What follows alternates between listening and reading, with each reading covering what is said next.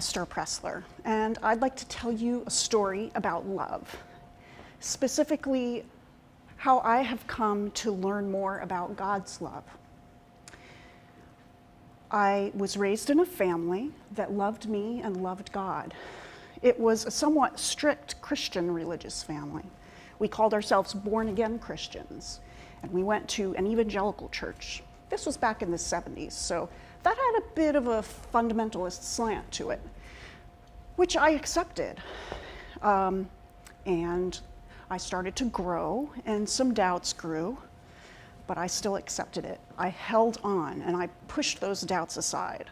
And I grew some more, and the doubts grew some more. And I grew some more, and the doubts grew really big. But I was a hard no on those doubts. I didn't want to go to hell. It was kind of scary. Outside of the box that I was constructing and building and making really strong to put God in, there were ideas that were free and loving and open.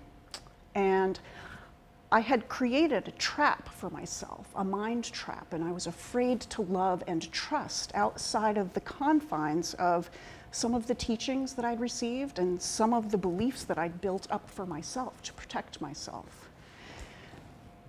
This continued. My hard no continued. My grasp got tighter and tighter on my chosen beliefs until I finally had a nervous breakdown. I collapsed. The chosen beliefs and the realities that were growing outside of me just could no longer both fit in my head. This culminated in mental illness and a hospitalization. It was terrifying. But it was also one of the biggest gifts of my life. Something beautiful happened. God started to open my eyes to see his love in other places, to see his love outside of the confines of the ideas that I had held on to so tightly that weren't really honoring him.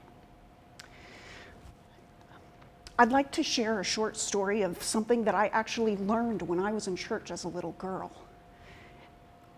I'm going to put it in my own words, but maybe it'll sound a little bit familiar to you. It's the end of the universe, and the king of the universe is holding court, and he gathers everyone to decide who's going to be with him, who belongs in his love, and who does not. And a group gathers before him, and they're nervous, and he says, "Thank you for your service. You are in. You belong with me." And they're confused. They're like, "Wow, that's great. But when did we serve you? We didn't even know your name. What was going on? How did that happen?" And he said, "When there were people who you could have dismissed, that others dismissed, and you went to them, when you gave someone who was thirsty water, when you visited someone in the hospital, when you visited someone in prison, when you fed somebody who was hungry, when you were tolerant with someone who was uptight and self-righteous, you were being kind to me. Thank you. You have shown me something about God's love, and I can never unlearn that, and I am so grateful.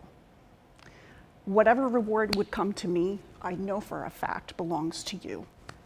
Thank you."